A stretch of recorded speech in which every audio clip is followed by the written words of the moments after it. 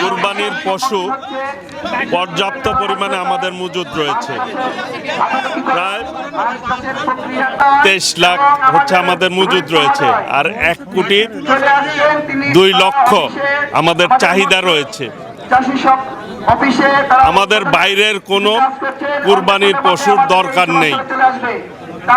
ইতিমধ্যেই আমরা 3 দিন আগে আমাদের মন্ত্রণালয় থেকে আমরা প্রেস ব্রিফিং করেছি, সেইখানে আপনাদের বিস্তারিত আমরা অবহিত করেছি। বর্ডার এরিয়াতে বিডিআরদেরকে আমরা সতর্ক করে দিয়েছি, যাতে করে পার্শ্ববর্তী দেশ থেকে কোনো ধরনের গবাদি পশু না আসতে পারে এই কুরবানির সময়। কারণ আমাদের চাষিরা অনেক কষ্ট করে, খামারিরা এই পশুগুলি সংরক্ষণ করেন, লালন পালন করেন।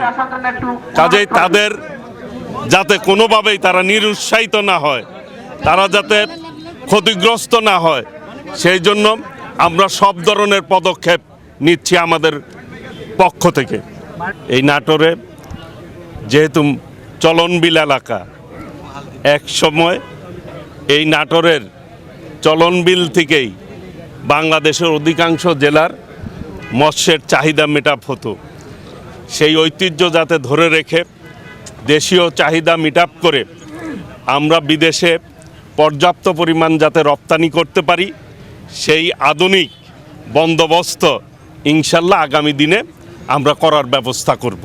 ফিশ প্রসেসিং সেন্টার এবং গবেষণা কেন্দ্র এবং এই মাছকে কিভাবে উন্নত করা যায় সেই ব্যাপারে এইখানে আমরা একটি প্রজেক্ট নিব ইনশাল্লাহ।